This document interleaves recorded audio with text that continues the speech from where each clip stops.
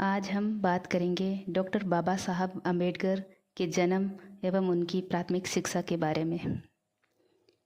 प्राचीन काल में कुछ जातियां अछूत समझी जाती थी। इन्हीं जातियों में से थी महार जाति। मृत पशुओं का चमड़ा आदि निकालने का कार्य करने के कारण तथा शमशानों में लकड़ी पहुंचाने का कार्य करने के कारण इन्हें अछूत समझा जाता था। महाराष्ट्र की इस जाति का इतिहास शौर्य और पराक्रमपूर्ण गाथाओं से भरा पड़ा है। इस जाति के लोगों ने छत्रपति शिवाजी व पेशवाओं के लिए युद्ध जीते थे। ब्रिटिश शासन के समय ईस्ट इंडिया कंपनी की बम्बई में इस जाति की 25 रेजिमेंट थी, जिनमें 750 सैनिक थे। प्रथम एवं द्वितीय विश्व युद्ध में इस जाति के लोगों ने अद्भुत साहस व वीरता का परिचय दिया था। भारत के स्वतंत्र होने के बाद जब पहली बार भारत पाकिस्तान का युद्ध हुआ था तो उस समय 14 दिन के ऐतिहासिक युद्ध में भी इस जाति की रेजिमेंट ने अपनी वीरता का बढ़ चढ़कर प्रदर्शन किया था। भारत रत्न बाबा साहब डॉक्टर भीमराव अंबेडकर के पूर्वज भी इसी जाति के थे। अंबेडकर का जन्म अप्रैल 14, 1891 ई को मध्य प्रदेश के इंदौर जिले के महू साहनी नामक स्थान में हुआ था। वे अपने माता पिता की 14वीं संतान थे। जन्म के समय नवजात शिशु का नाम भीम रखा गया था। परिवारजन इस शिशु को भीवा कहकर भी पुकारते थे। भीम अपने सभी भाई बहनों में सबसे छोटे थे। भीम के दादाजी मालोजी सकपाल भारतीय फौज से हवलदार के पद से सेवानिवृत्त हुए थे। उनकी 2 संतानें जीवित रही, रामजी सकपाल नामक पुत्र और मीरा नामक पुत्री। भीम के पिता का नाम रामजी सकपाल था। भीम के पूर्वजों का स्थायी निवास आंबावड़े गांव था, जो महाराष्ट्र के रत्नागिरी जिले में था। उनके पूर्वज अपने गांव में धार्मिक त्योहारों के समय देवी देवताओं की पालकियां उठाने का काम करते थे। उनके परिवार के सभी सदस्य संत कबीर के भगत थे। जब भीम का जन्म हुआ तो उस समय भारत में ब्रिटिश शासन था और उस दौरान भीम के पिता रामजी सकपाल अंग्रेजी सेना में सूबेदार थे। 25 वर्ष नौकरी करने के बाद 1894 ई में जब वे सेवानिवृत्त हो गए तो परिवार सहित दापोली चले गए। उस समय भीम की उम्र केवल 2 वर्ष ही थी। भीम ने अपनी प्राथमिक शिक्षा दापोली में ही प्रारंभ की। रामजी सकपाल यद्यपि आर्थिक रूप से कमजोर थे, तथापि समाज के सम्मानित तथा ईमानदार व्यक्तियों में से एक थे। वे बहुत परिश्रमी एवं धार्मिक वृत्ति के व्यक्ति थे। वे अपने बच्चों के समक्ष रामायण एवं महाभारत का पाठ किया करते थे। वे अपने बच्चों को केवल आध्यात्मिक विकास तक ही सीमित नहीं रखना चाहते थे, बल्कि उनका सांसारिक उत्थान भी चाहते थे। उन्होंने सभी बच्चों में शिक्षा के प्रति प्रगाढ़ प्रेम उत्पन्न किया। रामजी सकपाल के चरित्र की सबसे बड़ी विशेषता ये थी कि वे मांस मदिरा से बहुत दूर थे। बचपन में भीम बहुत ही शरारती थे। पास के वट वृक्ष पर रोज की सुपरबारपिया खेल खेलने और झगड़े मोल लेने, मारपीट करने, उधम मचाने और बखेड़ा खड़ा करने के मारे घर के लोगों को भी भीम ने इन झमेलों को सुलझाते सुलझाते मुसीबत हो जाती थी। भीम की माता का नाम भीमाबाई था। वे एक साधन संपन्न परिवार से थी। वे धार्मिक स्वभाव की थी और पूजा पाठ में उनकी बड़ी रुचि थी। उनके पिता एवं सासा सेना में सूबेदार मेजर थे। 1897 ई में जब भीम की उम्र 6 वर्ष ही थी तब उनकी माँ भीमाबाई का निधन हो गया। सूबेदार रामजी कबीरपंथी थे। वे रोज अपने बच्चों से भजन दोहों आदि का पाठ करवाते थे। सुबह उठकर वे बच्चों से उनका अभ्यास करवाते थे। इसलिए भीम के मन में धार्मिक शिक्षा के संस्कारों की भी गहरी छाप पड़ी थी। भीमाबाई की मृत्यु के बाद रामजी सकपाल के लिए घर परिवार तथा बच्चों की जिम्मेदारी और नौकरी करना मुश्किल हो गया। वे केवल रात को ही भोजन पका पाते थे और उसी में से थोड़ा भोजन बचाकर सुबह के लिए रख देते थे। परिवार के सभी लोग अगले दिन उस बचे हुए भोजन को ही खाते थे। कभी कभी भोजन कम भी पड़ जाता था। शीघ्र ही रामजी सकपाल को ये लगने लगा कि वो घर परिवार की देखभाल ठीक से नहीं कर पा रहे हैं और उनकी बहन मीराबाई भी सारे कामकाज करने में अपने आप को असमर्थ पा रही है। तब उन्होंने जीजाबाई नाम की एक विधवा स्त्री से पुनर्विवाह कर लिया। डापोली में रामजी सूबेदार के घर के पास के सभी सवर्ण हिंदुओं के बच्चे स्कूल जाते थे और ये देखकर भीम की भी इच्छा स्कूल जाने की हुई। उन्होंने अपने पिता से इस बारे में कहा, लेकिन आर्थिक स्थिति कमज़ोर होने के कारण रामजी सूबेदार अपने पुत्र भीम को घर पर ही पढ़ाया करते थे। रामजी सकपाल अपने पुत्र भीम को खूब पढ़ाना लिखाना चाहते थे, लेकिन ये काम उनके लिए आसान नहीं था। उन्हें केवल 50 रुपये मासिक पेंशन मिलती थी, जो पारिवारिक खर्च के लिए पर्याप्त नहीं थी। इसके अलावा भीमाबाई को डापोली का वातावरण भी पसंद नहीं आया, अतः 1896 में वे परिवार सहित डापोली से सतारा चले गए। सतारा में उन्हें लोक निर्माण विभाग के कार्यालय में स्टोर कीपर का काम मिल गया। इससे उन्हें आर्थिक सहारा मिला। 1897 में भीम के पिता ने भीम का दाखिला राजकीय वर्नाक्यूलर स्कूल में करा दिया, लेकिन उस स्कूल में उन्हें सवर्ण हिंदू बच्चों के साथ नहीं पढ़ाया जाता था। उन्हें ज़मीन पर टाट बिछाकर अलग से बैठना पड़ता था। स्कूल में सवर्ण बच्चे उनके साथ खेलते भी नहीं थे। भीम इन बातों पर ध्यान न देकर मन लगाकर पढ़ाई करते थे। उनकी मेहनत और लगन को देखकर धीरे धीरे स्कूल के सभी अध्यापक उनसे प्रसन्न होने लगे। भीम सभी अध्यापकों के प्रिय छात्र बन गए। सभी अध्यापक उन्हें हर बात अच्छी तरह समझाते। भीम तेज बुद्धि के थे, वे हर बात को अच्छी तरह समझ जाते थे और कक्षा में किसी भी सवाल का जवाब वे सबसे पहले देते थे। एक दिन गणित के अध्यापक ने बोर्ड पर एक सवाल लिखकर छात्रों से उसका जवाब देने को कहा, तो कक्षा में सिर्फ भीम का ही हाथ उठा। सवाल हल करने के लिए भीम जैसे ही बोर्ड की ओर बढ़े, वैसे ही सभी छात्र चिल्ला उठे, गुरुजी भीम को रोकिए। बात ये थी कि बोर्ड एक तख्त पर था और उस पर स्वर्ण जाति के लड़कों के खाने के डिब्बे रखे थे। जब सभी छात्रों ने अपने अपने डिब्बे उठा लिए, तब ही भीम बोर्ड के पास गए और सवाल हल किया। एक दिन जब स्कूल जाने का समय हुआ तो मूसलाधार वर्षा होने लगी। भीम ने मन में ठान लिया कि उन्हें हर हाल में स्कूल जाना है। उन्होंने अपने बड़े भाई आनंद राव से कहा कि उनका बस्ता अपनी छतरी में छिपा कर ले चलें। आनंद राव बड़ा चकित हुआ कि वो ऐसी तेज़ बरसात में स्कूल जाएगा, लेकिन भीम ने बड़े दृढ़ स्वर में कहा, मैं बारिश में भीगता हुआ जाऊंगा। आनंद राव ने भीम को बहुत समझाया कि स्कूल जाने में कठिनाई होगी, लेकिन भीम अपनी बात पर अड़े रहे। उस स्कूल में पेंडसे आम्बेडकर नाम के एक ब्राह्मण अध्यापक थे। बालक भीम को भीगे कपड़ों में स्कूल आया देखकर वो अध्यापक भी चकित रह गए। पेंडसे आम्बेडकर ने भीम को अपने घर भिजवाकर पहनने के लिए कपड़े दिए और उन्हें कक्षा में बैठने का आदेश दिया।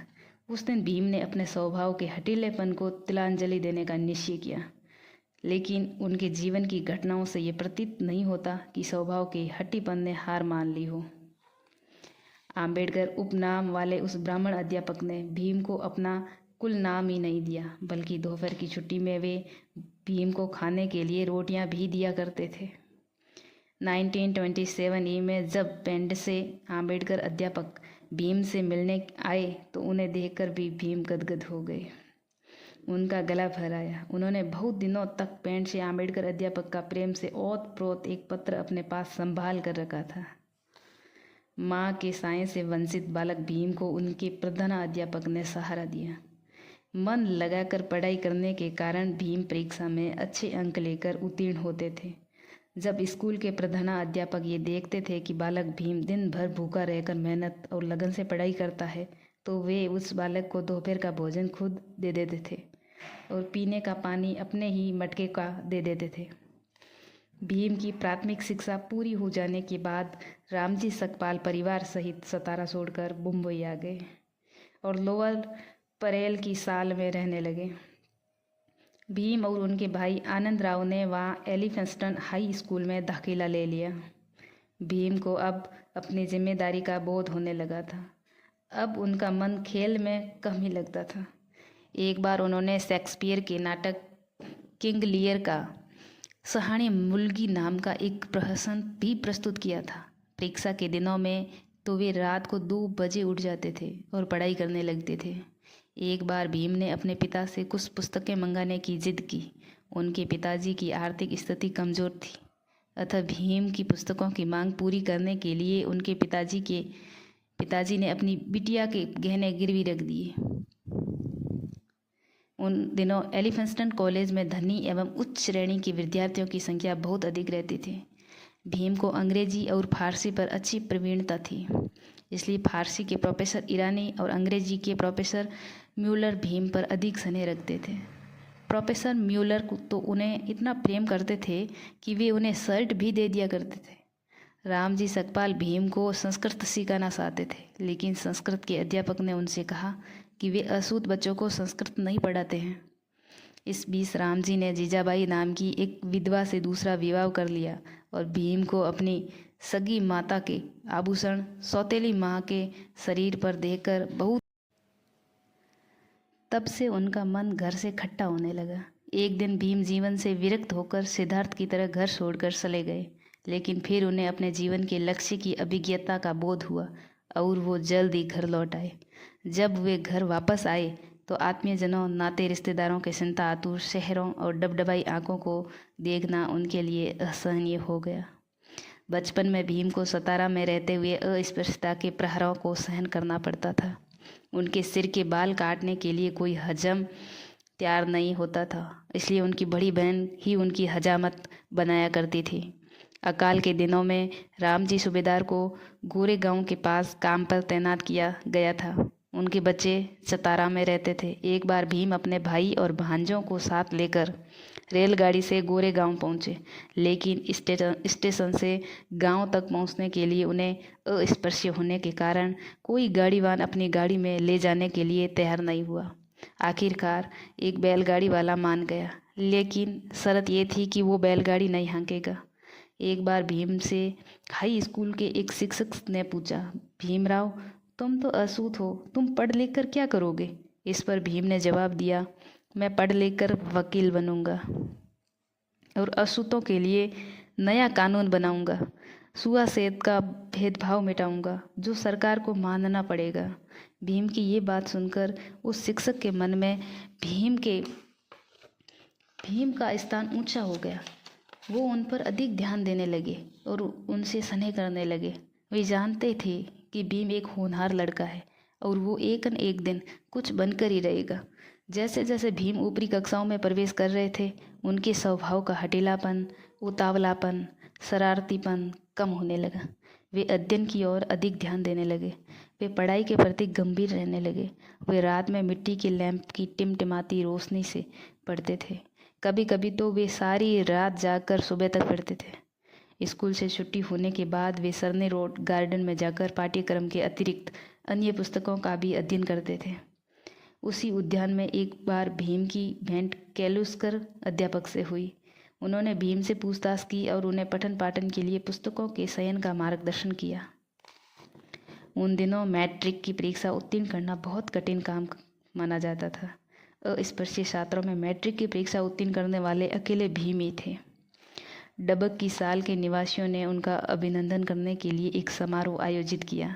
इस सत्कार समारोह में केलुस्कर नाम के अध्यापक, जो एक मराठी लेखक भी थे, ने मराठी भाषा में लिखी अपनी एक पुस्तक बुद्ध चरित्र की एक प्रति भी भीम को भेंट की। केलुस्कर अध्यापक और लेखक होने के साथ साथ एक समाज सुधारक भी थे। भीम को कॉलेज में प्रवेश लेने की सलाह भी उन्होंने ही दी थी, पर केलुस्कर जानते थे कि भीम के पिता रामजी की आर्थिक स्थिति ठीक नहीं है। इसी कारण भीम भी कुछ उदास से रहते थे। एक दिन केलुस्कर ने संध्या समय भीम से पूछा, आजकल कहाँ खोए खोए रहते हो? आखिर बात क्या है? भीम बात को टालना चाहते थे, पर अध्यापक केलुस्कर ने पुनः जोर देकर कहा, आर्थिक संकट मंडराने लगा है क्या? अथवा यहाँ कॉलेज में भी श्रवण सता रहे हैं। कुछ भी छिपाना नहीं, तुम चाहो तो भी छिपा नहीं सकते, क्योंकि तुमने सदा सत्य बोलने का प्रण किया है। भीमराव ने धीमे स्वर में मुश्किल से इतना ही कहा, हाँ ये सच है। तब केलुस्कर ने कहा, तो आओ मेरे साथ। भीम चल दिए। ये आप कहाँ लिए जा रहे हो? एक महल नुमा भवन में प्रवेश करते समय भीम पूछ बैठा। चारों ओर हरियाली ही हरियाली थी और आलीशान भवन था। महल में पहुंचकर अध्यापक कैलुस्कर ने स्वयं प्रणाम करते हुए भीम से कहा, प्रणाम करो महामहिम महाराजा सियाजीराव गायकवाड़ को। महाराजा गायकवाड़ उन दिनों बम्बई में थे, तो भीम की सारी देह में सन्नाटा दौड़ आ गया। उन्होंने प्रणाम किया। महाराजा सियाजी गायकवाड़ ने पूछा, कौन है ये? कैलुस्कर ने कहा, भीमराव हैं, एलिफिंस्टन कॉलेज में स्नातक कक्षा में पढ़ता है। ये मेरा पुराना शिष्य है। मैं चाहता हूँ कि पहले आप इसकी योग्यता की परीक्षा लें। महाराज ने सवाल किया, क्यों? तब कैलुस्कर ने कुछ सोचकर उन्हें स्मरण कराया कि आप किसी होनहार परिश्रमी असूत विद्यार्थी की सहायता करना चाहते होता, तो अपने घोषणा की थी। महाराजा सियाजीराव गायकवाड़ को वो सभा स्मृति में कौंध गई जहाँ उन्होंने ये घोषणा की थी कि वो संभल कर बोले। तो कैलुस्कर ने कहा, ये वही विद्यार्थी आपके सामने खड़ा है जो अछूत भी है और प्रतिभा संपन्न, बेहद परिश्रमी और कर्मठ भी। ओ गायकवाड़, ओ कहकर महाराजा सियाजी राव गायकवाड़ ने गहरी सांस ली। ध्यान से पुनः भीमराव की ओर देखा। भीम नत सिर था और अंदर ही अंदर घबरा रहा था। उसके पांव कांप रहे थे और वो वहाँ से भाग जाना चाहता था। तभी उन्होंने पूछा, परीक्षा के लिए तैयार हो भीम? भीमराव लड़खड़ा गया, फिर भी उसके मुंह से निकल गया, जी महाराज। महाराज बोले कि अगर पास न हुए तो? भीम कुछ देर के लिए अचानक बूंद बने खड़े रहे। अध्यापक कैलुस्कर ने आंखें तरेर कर उसकी ओर घूरा। भीम को याद आ गया कि वे उसे उसके भाग्य का फैसला कराने वाला हैं। हार गया तो सब कुछ गया और जीत गया तो वारे न्यारे। तो उसकी आंखों के सामने उदित होता सूर्य घूम गया। वो बोल पड़ा, प्रश्न कीजिए महाराज। महाराज सियाजी राव गायकवाड़